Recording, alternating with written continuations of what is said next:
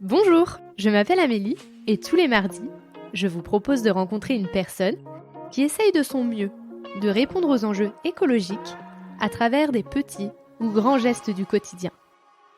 J'espère que vous écouterez avec affection leur chemin, leurs combats, leur colère, ainsi que leur joie, leur fierté et leurs bons conseils. Évidemment, nous pouvons mettre de la douceur et de l'optimisme dans l'écologie. À travers ces épisodes, je souhaite semer des petites graines qui permettront, évidemment, de faire éclore de nouvelles croyances.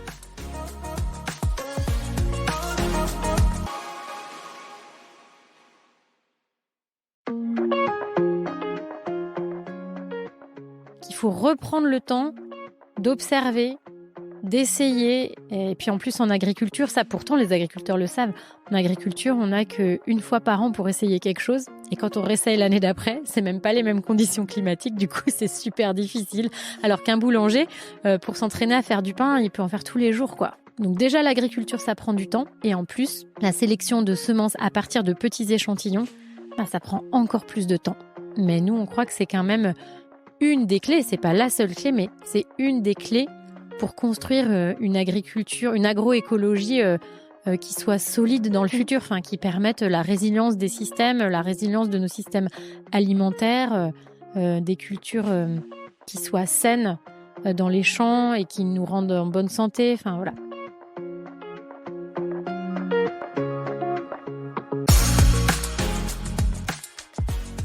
Emma et Estelle se sont trouvées pour créer un projet commun autour des semences paysannes pour sortir les graines de 1950 des frigos, pour les remettre dans les champs, puis dans nos assiettes. Leur lieu de travail, des parcelles, avec du blé, des lentilles, de l'épeautre, de l'avoine, etc. Qu'elles regardent de près, pour les comprendre, les analyser, les diversifier naturellement, car chaque plante devrait être unique.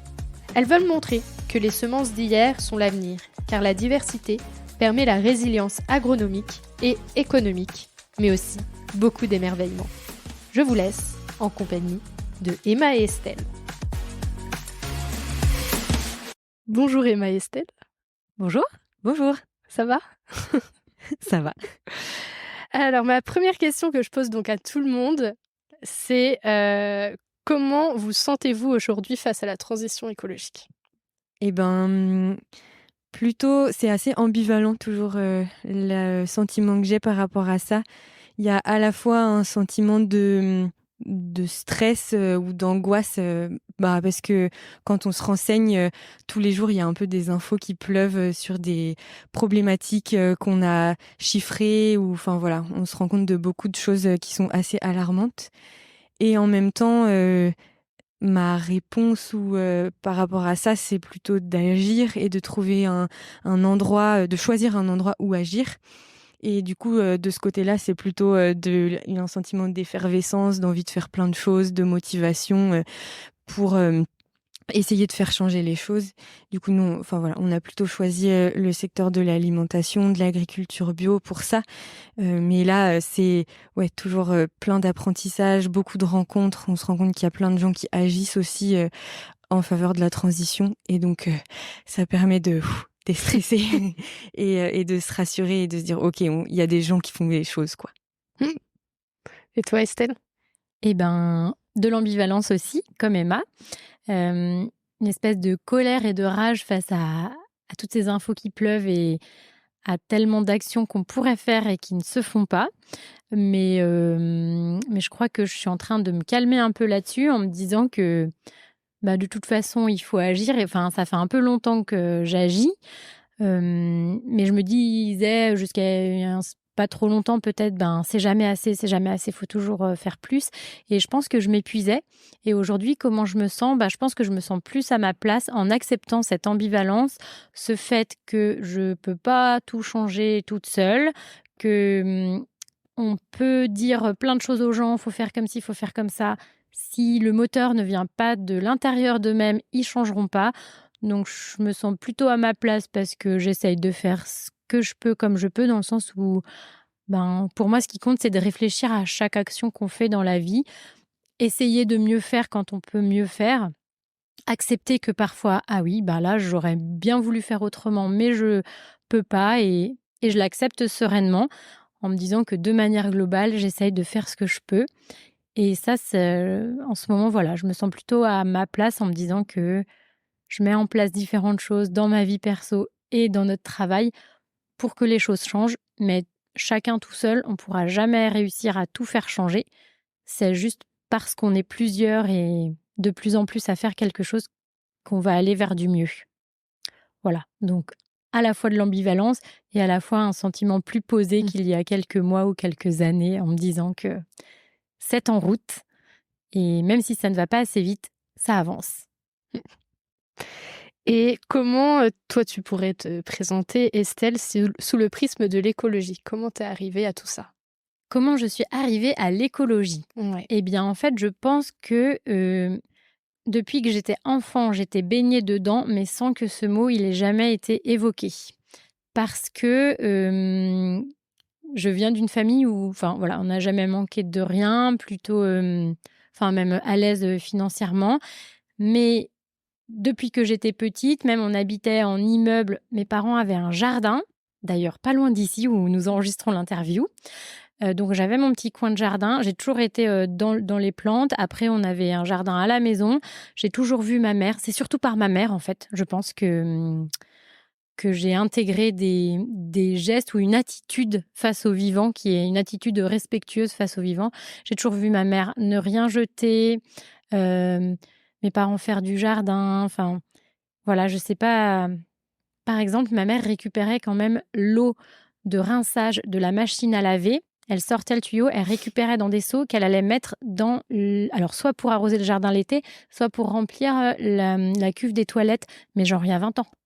Ah Donc en oui. fait et je disais: «Mais ça sert à quoi?» «Ben, je suis désolée, c'est de l'eau, hein, c'est ça se il faut y faire attention», voilà, donc enfin mais à l'époque, on parlait pas d'écologie, en tout cas pas moi dans mon milieu.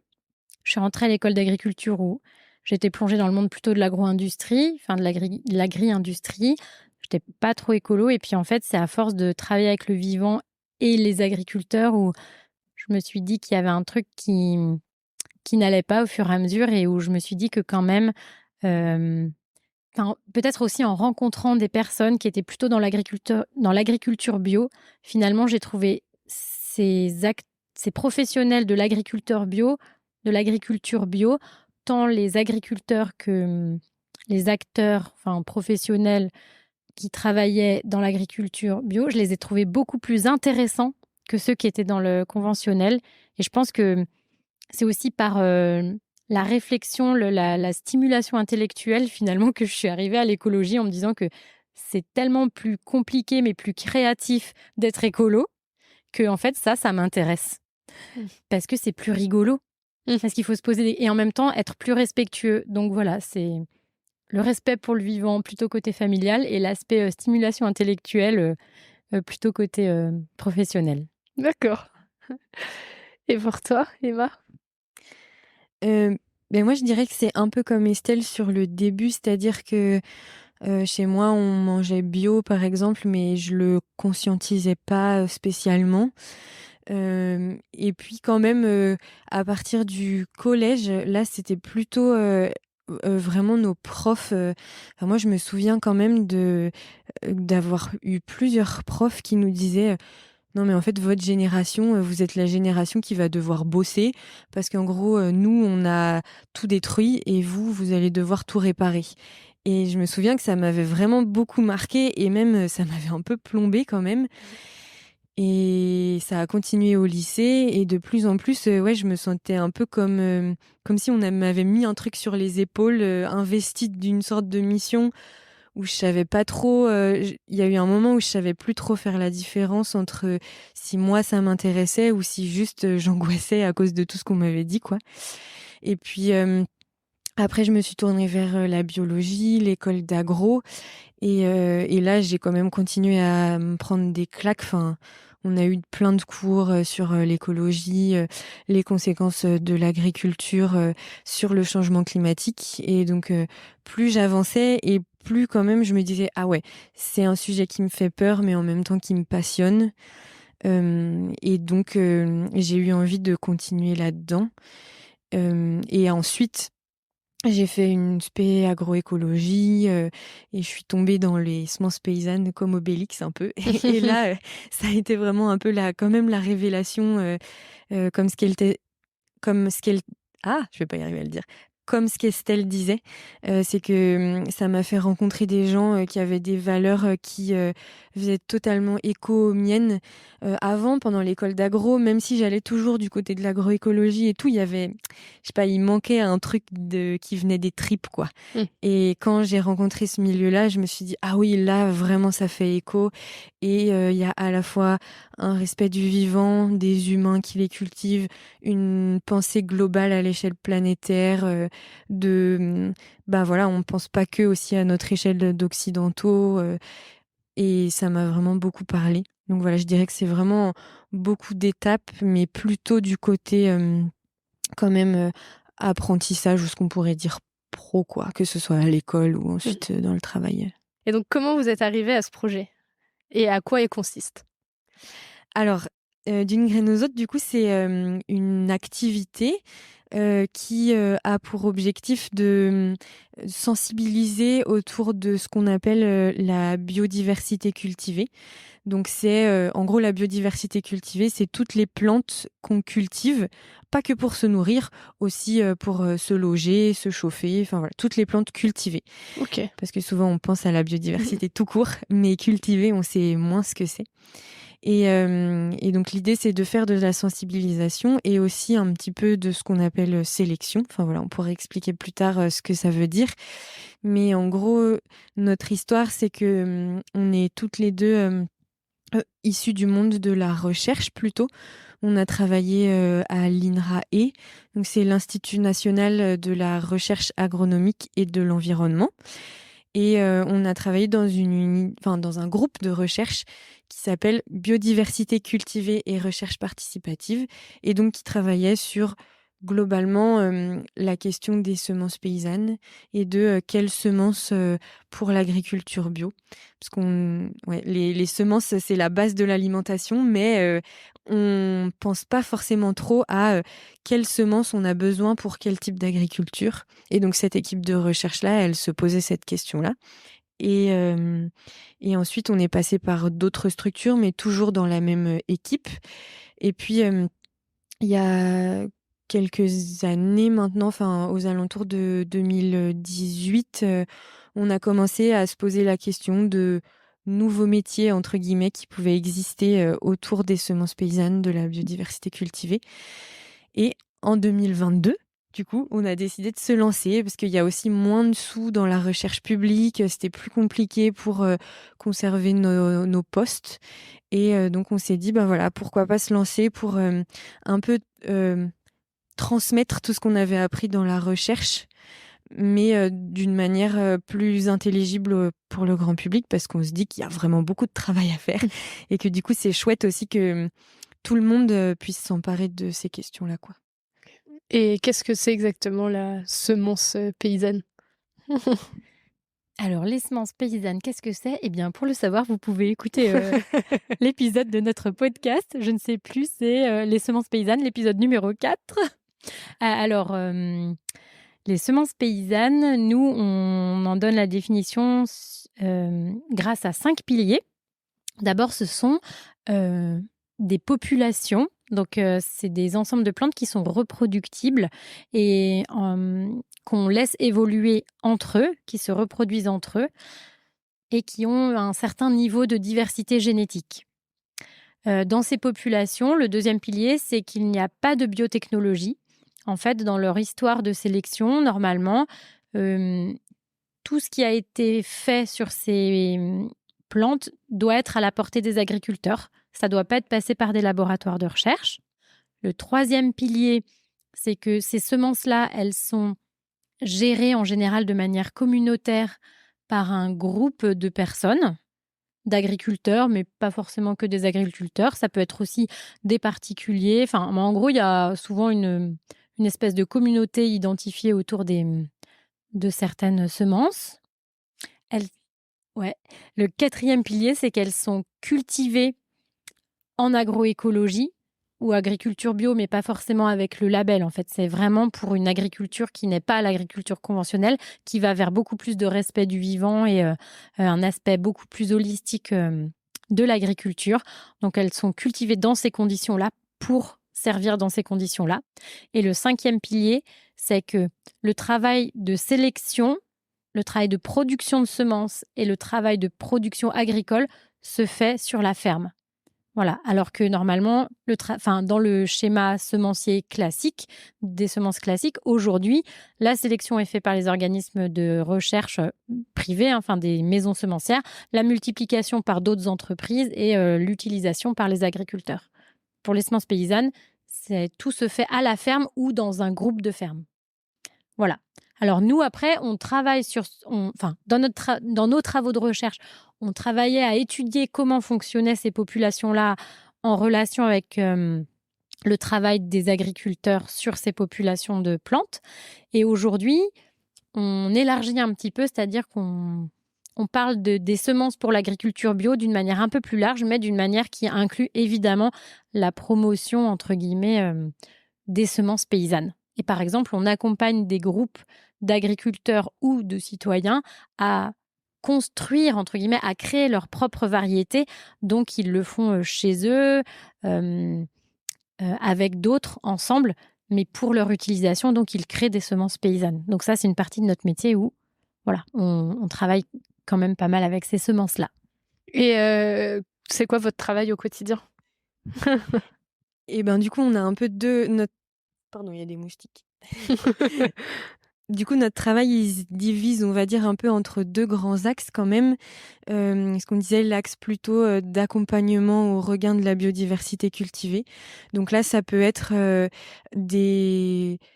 un travail plutôt quand même sur le long terme, mais d'accompagnement de groupes d'agriculteurs ou de groupes de citoyens ou même à l'échelle des filières, donc c'est-à-dire des paysans, des boulangers, des meuniers qui souhaitent travailler ensemble et qui se posent la question de comment remettre de la biodiversité cultivée dans les champs et qu'est-ce que ça veut dire à l'échelle des filières. Donc, qu'est-ce que ça veut dire pour un boulanger, par exemple, de transformer des farines en pain en utilisant des blés issus de semences paysannes, par exemple. Et donc ça, on va expliquer justement, faire un travail participatif avec tous ces acteurs-là pour qu'au final, ils s'autonomisent sur l'utilisation de ces semences-là. On participe aussi à des projets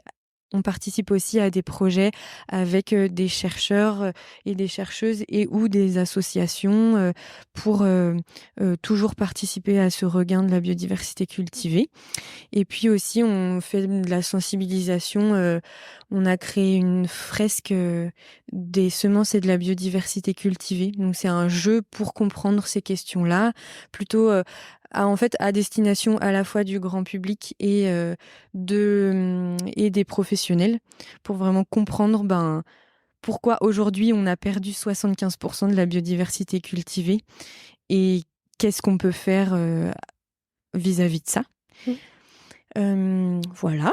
Et puis pour la deuxième partie, le deuxième axe de notre travail, c'est plutôt l'axe justement de sélection. Donc l'axe de remettre des semences dans les champs. Et ce travail-là, du coup, c'est un travail qui est issu aussi des projets de recherche qu'on faisait à l'INRA. Et notre idée, c'est de dire que pour avoir justement des semences qui sont exemptes de biotechnologie, on est obligé en fait de retrouver des semences qui ne sont pas issues de l'industrialisation de l'agriculture, parce que l'industrialisation de l'agriculture, elle avait plutôt tendance à utiliser les biotechnologies pour créer ces semences. Et donc là, notre idée, c'est d'aller chercher dans ce qu'on appelle les banques de graines. Donc on peut imaginer ça comme des grands frigos où il y a beaucoup, beaucoup de graines qui sont stockées. On va chercher que ce qu'on appelle des landraces ou variétés patrimoniales en français. Donc c'est des semences qui étaient cultivées, ça dépend des espèces, mais globalement avant les années 50 et qui du coup de fait sont pas passées par un laboratoire. Et ces semences-là, on les commande dans ces banques de graines et on les remet en culture, donc on les replante dans des champs. Et il faut savoir qu'on reçoit des toutes petites quantités de semences à chaque fois qu'on les commande dans ces banques de graines. C'est une 50aine de graines par échantillon. Et donc, chaque échantillon, on va semer des lignes de graines en identifiant bien chaque échantillon, en le séparant des autres. Et au fur et à mesure des années, on va les multiplier jusqu'à avoir assez de quantité pour pouvoir ensuite les mélanger selon des critères d'intérêt pour les agriculteurs. Et du coup, qui dit critères d'intérêt pour les agriculteurs dit caractérisation de ces échantillons, parce que vraiment, quand on les sort des banques de graines, on ne connaît rien du tout sur chaque échantillon, mis à part qui datent d'avant 1950. Parce que il faut s'imaginer que, je sais pas moi, pour du blé, si une banque de graines, elle a 3000 échantillons, en fait, elle peut pas faire le travail de caractérisation. Et donc, nous, c'est ça qu'on fait. Et ensuite, l'idée, c'est de travailler toujours en participatif, donc avec des agriculteurs, pour savoir quels sont les critères dont ils ont besoin sur une espèce définie. Voilà. Et peut-être travailler en participatif, mais pas forcément que avec des agriculteurs, mais avec tous les acteurs des filières, parce que les semences, il faut les cultiver, mais après, il faut les manger. Et voilà. Et donc, nous, on a la compétence de savoir les observer, les caractériser, et ensuite de vouloir les réassembler pour créer des populations pleines de diversité qui pourront évoluer et participer à l'autonomie semencière des agriculteurs. Mais une variété, ou un groupe de plantes, une population, c'est bien si elle est cultivée, mais il faut qu'elle arrive dans l'assiette. Et pour qu'elle arrive dans l'assiette, parfois, il y a d'autres étapes aussi, il y a d'autres besoins entre. Et donc, nous, ça, on ne sait pas faire parce qu'on n'est pas boulangère. Déjà, on n'est pas agricultrice, donc on a besoin des infos, des besoins des agriculteurs. On n'est pas transformatrice, que ce soit boulangère, cuisinière, meunière, voilà. Donc, on a besoin de tous ces corps de métier pour ensemble créer des nouvelles variétés populations évolutives et adaptées à une agroécologie du futur. Et c'est une question que je vous ai déjà posée tout à l'heure, mais je vous la repose. C'est comment on en est venu à l'idée de faire des banques? Ah, d'où ça vient les banques de graines? Voilà. Eh bien, faut savoir que le fait que tout à l'heure, j'expliquais là que il y a aujourd'hui, il y a des entreprises dont le travail, c'est de faire de la recherche pour créer des nouvelles variétés. Et ensuite, on multiplie ces variétés-là et c'est les agriculteurs qui en sont des consommateurs, en fait. Mais il faut savoir qu'avant l'industrialisation de l'agriculture, donc grosso modo avant les années 50, eh bien, en fait, tout se faisait à la ferme. Alors, il y avait peut-être des fermes qui étaient un peu spécialisées dans les semences parce que c'est un travail un petit peu minutieux et tout, mais c'était beaucoup moins séparé. Et en fait, à partir du 19e siècle, où il y a eu des découvertes sur la génétique avec les lois de Mendel et puis Darwin, eh bien, en fait, il y a une science de l'amélioration génétique qui est née. Et il y a des gens qui se sont dit: «Ouh là là, c'est bien, mais du coup, on va pouvoir vraiment diriger le vivant et en faire un petit peu plus ce qu'on veut». Donc, il y a des premières entreprises de sélection qui sont nées à la fin du 19e siècle. Ça commençait timidement. Et puis, eh bien, après la Deuxième Guerre mondiale, l'agriculture s'est très industrialisée d'un coup. Et là, en fait, ça a vraiment, entre guillemets, achevé la séparation entre la recherche semencière et l'agriculture. Donc, après les années 50, beaucoup de centres de recherche et d'entreprises privées de semences se sont mis à faire des semences, des nouvelles variétés. Et comme elles étaient beaucoup plus performantes, elles faisaient beaucoup plus de rendement parce que c'est ce qu'on leur demandait de faire pour nourrir, en tout cas, l'Europe après la Deuxième Guerre mondiale. Eh ben, les agriculteurs les ont adoptées. Sauf que les agriculteurs, en adoptant ces nouvelles semences, ont abandonné les autres, leurs variétés traditionnelles. Or, pour créer des nouvelles semences, il faut de la matière. C'est comme un peintre, il lui faut une palette de couleurs. Sinon, il ne peut pas faire un tableau. Eh bien, en fait, toutes ces couleurs étaient en train de disparaître. Il n'en restait plus que quelques-unes. Mais si on n'a que 3 couleurs Alors, si on a les couleurs primaires, oui, ok, on peut tout faire. Donc, je ne sais pas si c'est un bon exemple, mais dans l'idée, c'est que si on a peu de matières premières, peu de couleurs pour créer plein de diversité, eh bien, on est vite limité dans notre choix, dans la créativité. Donc, Il y a des chercheurs dans les années 60 qui se sont dit « Ouh là là, il y a toute cette génétique traditionnelle, toutes ces variétés traditionnelles qui sont en train de disparaître des champs. Sauvons-les, sauvons ce qui est possible de sauver pour qu'on puisse toujours y avoir accès, pour que la créativité, de la nouveauté des semences puisse continuer longtemps. » Donc, des chercheurs sont mis à récupérer dans les champs toutes les variétés traditionnelles qui étaient encore cultivées. Enfin, pas toutes, ce qu'ils pouvaient. Et c'est comme ça qu'on a créé ces frigos, ces centres de ressources génétiques, où il y a des milliers, des milliers et des millions d'échantillons conservés qui parfois sont un petit peu ressemés parce qu'une semence, c'est vivant et on ne peut pas la garder indéfiniment dans un congélateur, sinon un jour, elle ne germe plus. Mais voilà, c'est des semences qui n'intéressent pas grand monde, donc on ne peut pas les cultiver dans des grands champs. Et il y en a tellement qu'il faudrait toute la surface agricole pour que, nous, c'est ça notre rêve, c'est que tout ce qui est dans les frigos soit dans les champs, parce qu'il y aurait une plus grande diversité dans les champs, les systèmes agricoles seraient beaucoup plus résilients, mais aujourd'hui, c'est pas le cas. Donc, il y a des banques de graines, c'est un peu des musées des semences, où on va piocher de temps en temps de la nouveauté quand on n'a plus assez pour créer ce dont on a besoin. Et vous créez en gros de manière naturelle. Oui, voilà, c'est ça. C'est que nous, à la différence des sélectionneurs, quand on ressort ces variétés dites anciennes ou patrimoniales, l'idée, c'est qu'on compte sur leur potentiel adaptatif pour s'adapter, par exemple, au changement climatique, quoi. Et aussi, parce que ça, c'est un problème, comme Estelle disait, en fait, il y a des millions d'échantillons qui sont stockés. Et donc, chaque échantillon, il est stocké en toute petite quantité. Et donc, quand même, on a ce qu'on appelle un goulot d'étranglement qui se crée quand on stocke en centre de ressources génétiques.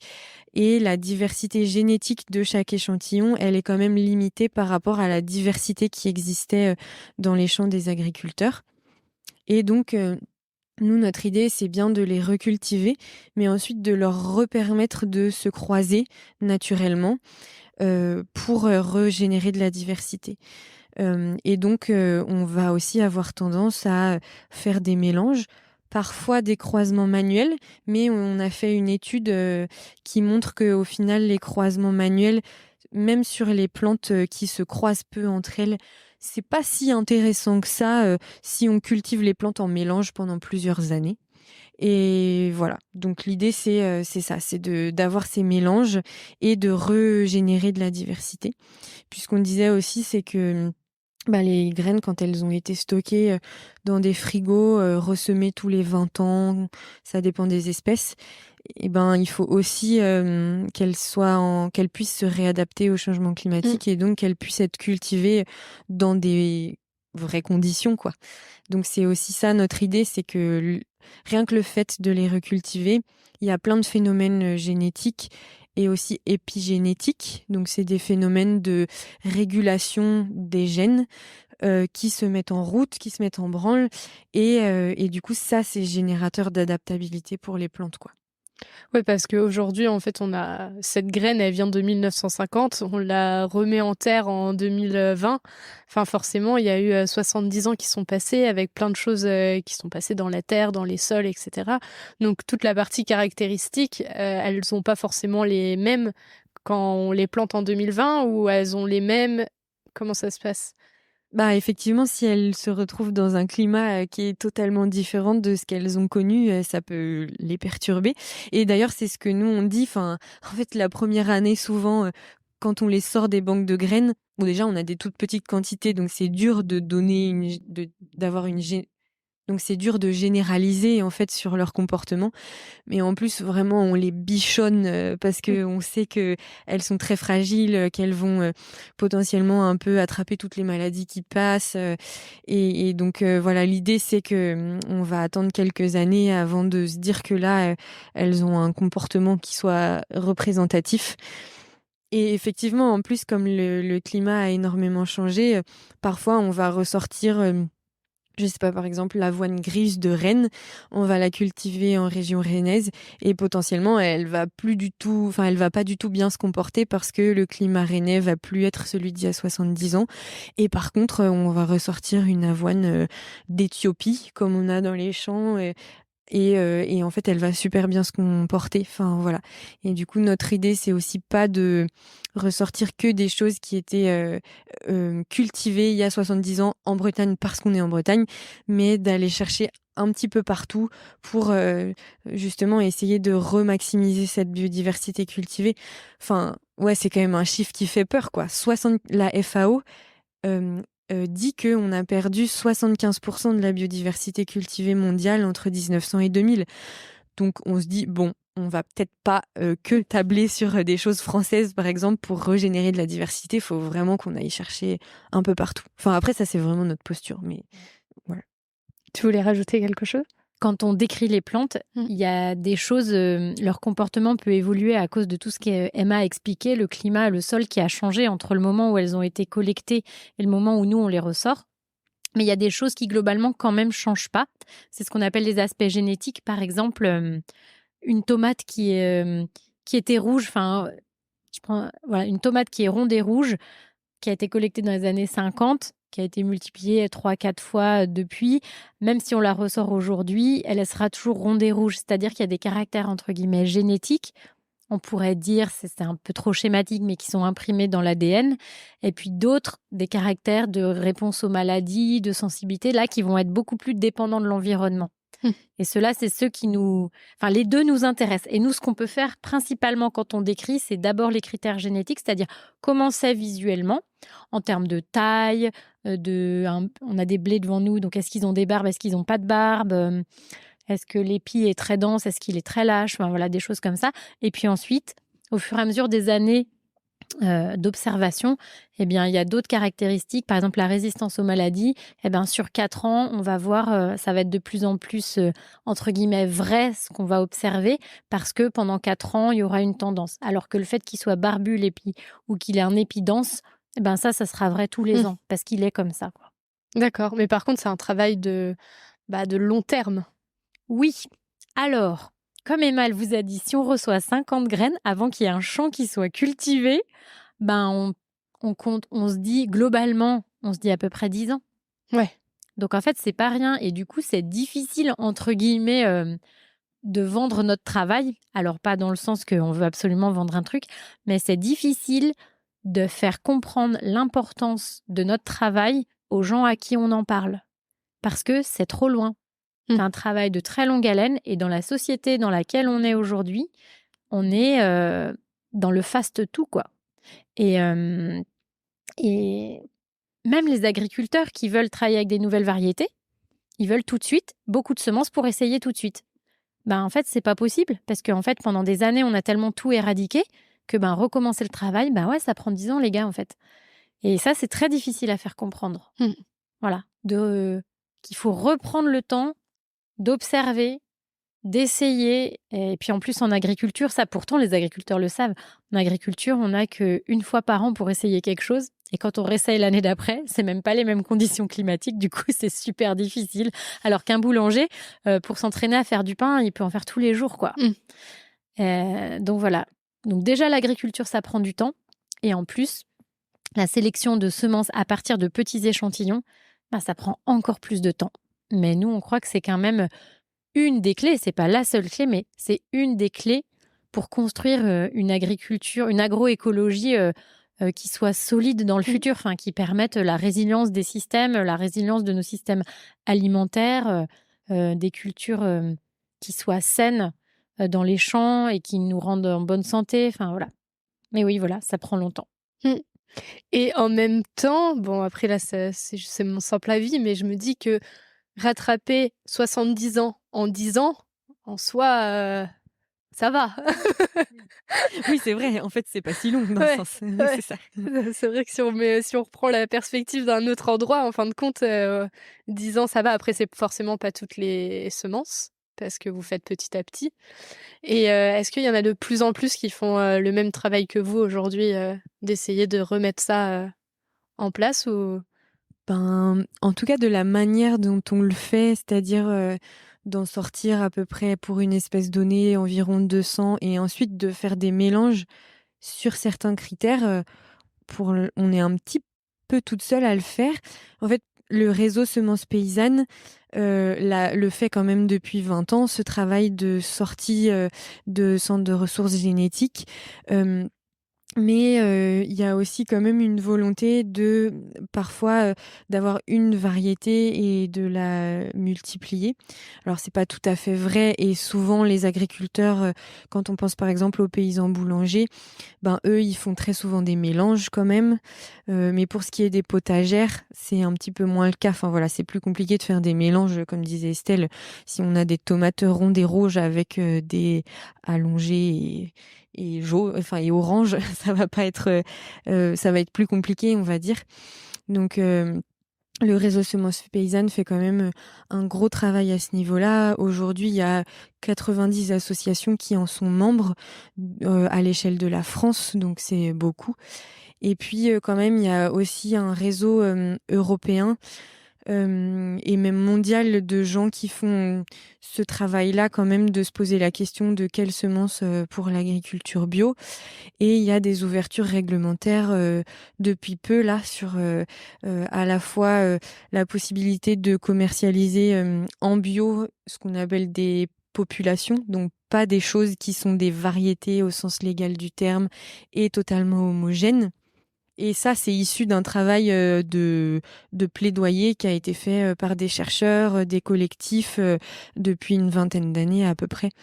Voilà, donc quand même cet engouement pour la biodiversité cultivée, il est là, mais il reste quand même dans des réseaux spécifiques et à l'échelle de la production agricole, ça représente vraiment peanuts. Enfin, déjà à l'échelle de la production bio, c'est minoritaire. Et donc, à l'échelle de la production agricole, je sais même pas si on arrive à 1%. Enfin, voilà, c'est en croissance, mais ça reste quand même assez anecdotique. Et donc, c'est aussi pour ça que toutes les deux, on a eu envie de sortir du monde spécifique de la recherche pour en parler et que le sujet monte un peu à tous les étages, entre guillemets, de la société, quoi, pour qu'on accélère ça et qu'on accélère la sortie des banques et tout ça. C'est vraiment notre objectif, quoi. Nous, on veut vider les frigos pour tout remettre dans les champs. Et après dans l'assiette, c'est ça? Exactement, oui, tout à fait.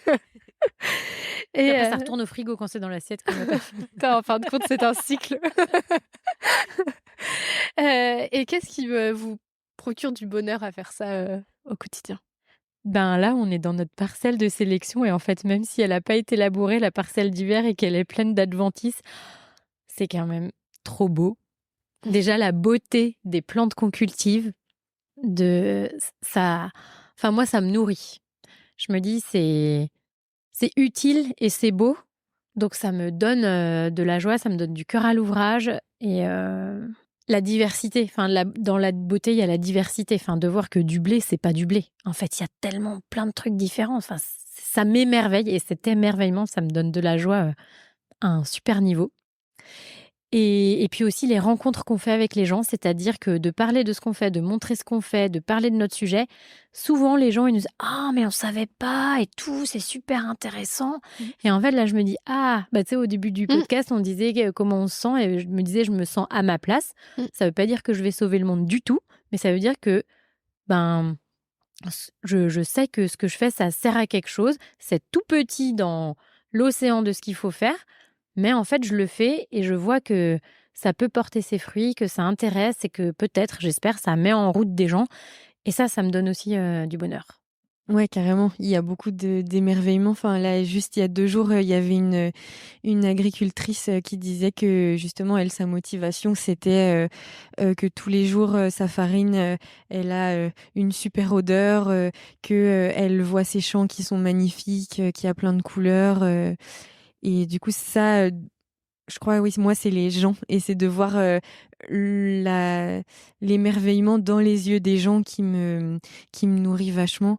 Et le fait de toujours faire des rencontres et de voir que la motivation des personnes avec qui on travaille, c'est pour essayer de construire un monde qui soit vivable pour tout le monde, que leur motivation, c'est de continuer de montrer que le monde, c'est un tout et que l'humain, en fait, si il détruit son environnement, ben, il se détruit lui-même. Et du coup, ça génère vraiment beaucoup ouais, une forme d'amour, je pense, pour le vivant. Et ça, de le voir un peu euh, faire écho chez beaucoup de personnes, ça me rend bien contente. Mm. Ouais. Et surtout, si j'ai bien compris tout à l'heure, mais ce que vous disiez, c'est que chaque plante, en fin de compte, génétiquement, c'est pas la même chose, quoi. Et donc, en fait, comme l'être humain, et pour autant, moi, avant de savoir ça, dans ma tête, genre, du blé, ils avaient tous la même génétique, quoi. Alors qu'en fin de compte, chaque plant, comme l'être humain, est vraiment unique. C'est ça. Et d'ailleurs, oui, c'est vrai que je pense que les champs de blé, on les regarde pas trop non plus, les champs de blé un peu conventionnels, entre guillemets, parce que effectivement, ils sont tous pareils et que c'est un paillasson où il n'y a pas une tête qui dépasse, ils ont tous les mêmes couleurs, ils sont petits. Du coup, c'est pas hyper intéressant. On s'arrête pas à regarder un champ de blé parce que voilà, ça attire pas l'œil. Et nous, c'est ce qu'on veut aussi remettre dans les champs, c'est cette diversité où bah justement là, notre parcelle, il y en a des plus petits, des plus grands, il y a plein de couleurs différentes. Et, euh, et c'est rassurant aussi de se dire que ces facteurs de résilience, s'il y a une maladie qui arrive, ben il y en a un qui va être sensible et 10 autres autour qui vont pas l'être. Et Mm. donc ça va un peu temporiser la maladie. Enfin voilà, il y a plein d'intérêt à cette diversité, quoi. Oui, parce qu'aujourd'hui, souvent, quand il y a une maladie, c'est tout le champ qui va être malade après, derrière, aujourd'hui. S'il y a une sensibilité, Ouais. ouais, oui, carrément. Donc, en gros, il y a plus de pertes dans ces cas-là. Alors que là, vous, l'idée, c'est qu'il y en ait moins parce qu'en fait, différent. Voilà. Et du coup, on parle toujours de différence de rendement. C'est vrai que nous, on nous dit, ah oui, mais les semences paysannes, ça fait pas de rendement. Alors, oui, effectivement, si on compare, il y a un rendement moindre, mais au fur et à mesure des années, il va être plus stable. Et en plus, ça dépend des terres. Ça va valoriser ce qu'on appelle les petites terres, donc donc les terres un peu pauvres.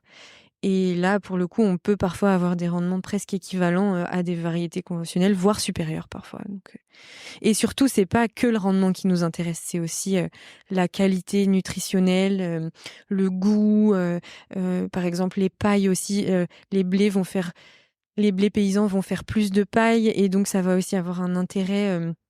Soit parce qu'on la restitue au sol et que du coup ça va faire de la matière organique, soit parce que on va s'en servir pour nourrir du bétail. Enfin voilà, c'est un tout aussi plus général que juste penser au rendement, quoi. Mm. Ouais, et puis aussi, ce que vous me disiez, c'est que en fait, vous apprenez tous les jours, quoi. Oui, d'abord parce qu'on travaille, on l'a pas dit, mais on a un petit peu de blé parce que voilà, mais on travaille plutôt sur des espèces qui sont pas très connues ou pas très cultivées parce que justement la biodiversité cultivée, c'est aussi la diversité des espèces. C'est-à-dire que pour qu'un système agricole il soit équilibré et en bonne santé, il faut cultiver plein d'espèces. Il ne faut pas faire que 3 ou 4 espèces sur sa ferme. Il faut qu'il y en ait beaucoup plus pour entretenir les sols. Et puis en fait, économiquement, c'est aussi plus logique parce que si on a une diversité de production, bah, quand il y en a une qui se casse la margoulette, plus on a de diversité, plus il y en a d'autres qui peuvent temporiser.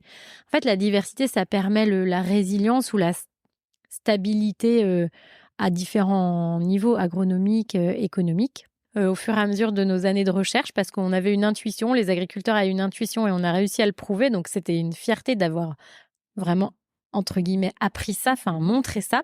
Et puis, on travaille sur des espèces peu utilisées. Par exemple, cette année, tu parlais de la lentille, Emma, mais en fait, on n'y connaissait rien à la lentille. On n'avait jamais cultivé de la lentille, même dans nos jardins, avant de se dire, bon, ben, en fait, en ce moment, il n'y a pas trop de variétés de lentilles et surtout pas pour l'agriculture bio. Donc, sortons des lentilles pour imaginer des nouvelles populations.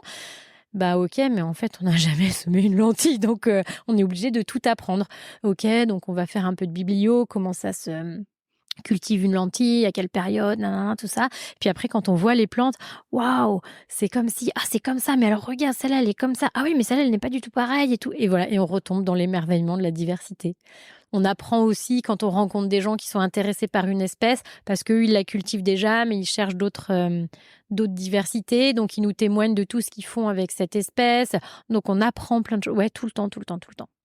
C'est super. Ouais. En fait, vous, dans votre quotidien, en fait, l'écologie, elle passe beaucoup par votre professionnel. Et donc, c'est ça qui vous nourrit et qui vous fait vous sentir mieux parce que c'est cette mise en action que vous mettez. Et donc une question que j'aimerais vous poser, c'est pour des personnes qui aujourd'hui sont un peu perdues et qui savent pas trop quoi faire, est-ce que vous pourriez leur donner des bonnes pratiques ou des bons conseils sur la transition écologique? Vous êtes passé par votre professionnel, mais est-ce que Peut-être déjà par rapport à ce que nous, on vient de dire sur la biodiversité cultivée, on a essayé d'y réfléchir. On s'est dit, mais comment un citoyen ou une citoyenne pourrait soutenir tout ce travail-là? Parce que là, on a parlé d'assiettes. Donc voilà, il y a quand même par l'alimentation, mais on a surtout quand même parlé de transformateurs, de professionnels. Et en plus, c'est quand même pas facile de savoir, en fait, si la farine que vous mangez, que vous consommez, elle est issue de blé paysan ou pas.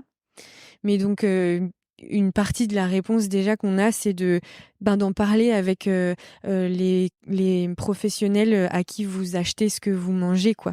Et ça peut vraiment faire bouger les choses. Par exemple, il y a certains magasins bio maintenant qui refusent de vendre des tomates hybrides F1, ce qu'on appelle. Donc ça peut faire déjà un gros changement parce que ça encourage toute une filière en fait à se dire ok, donc les hybrides F1, les consommateurs potentiellement ils en veulent pas, donc on va aller plutôt se tourner vers des variétés population.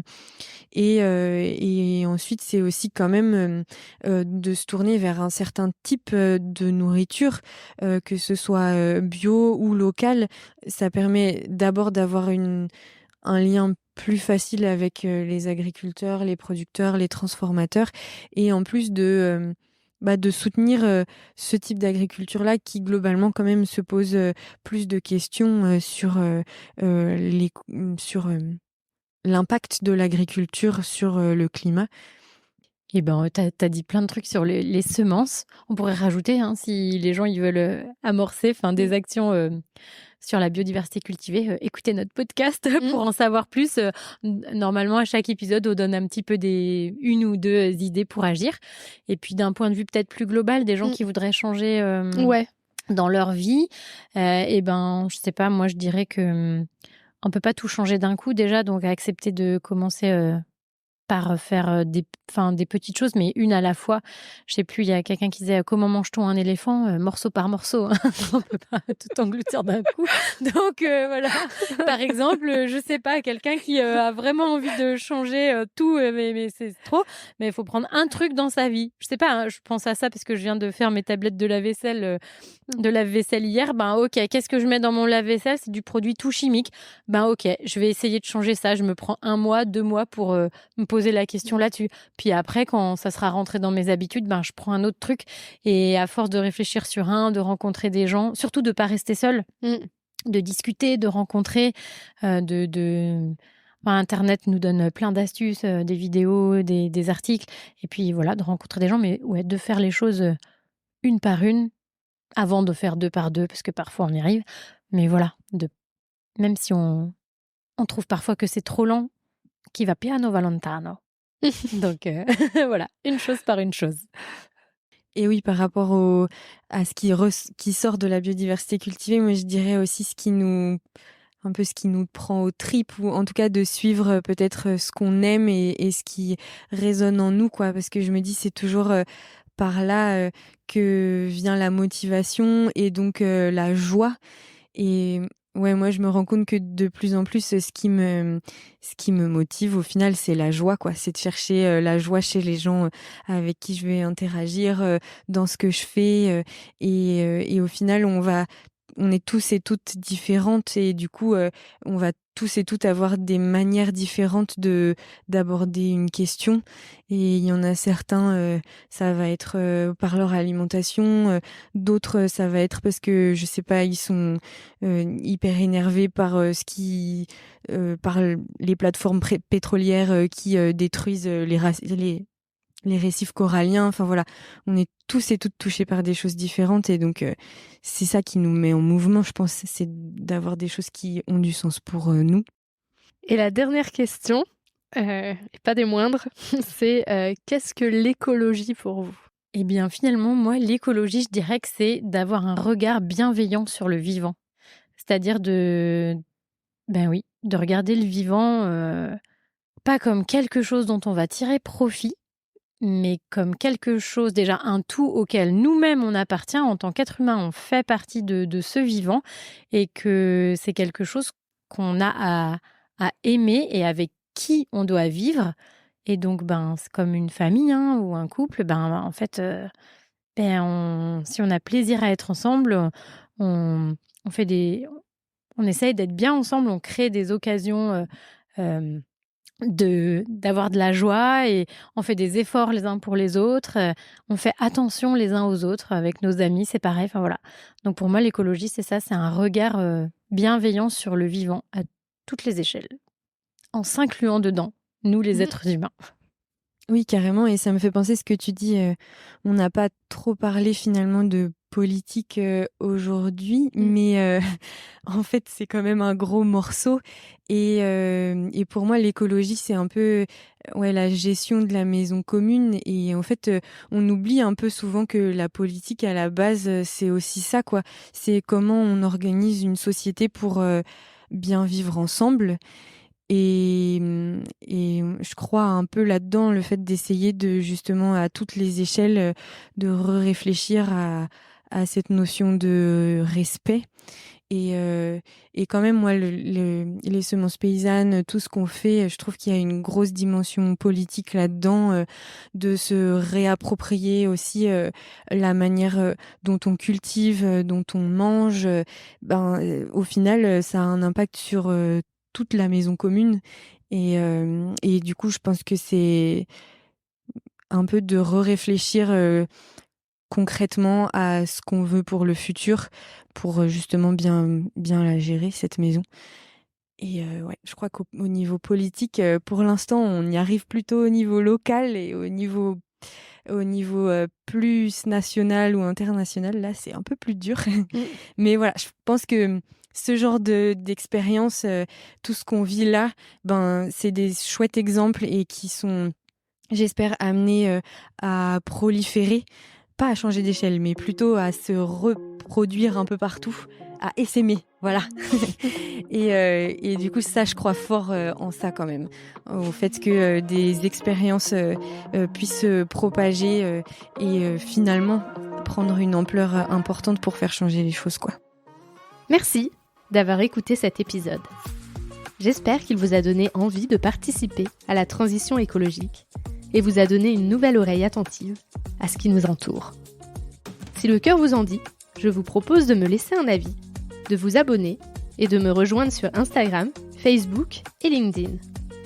Vous pouvez m'envoyer un message à évidemment e.vie.de2ment.podcast@gmail.com. En attendant mardi prochain, je vous souhaite, évidemment, de jolis moments de vie en pleine nature.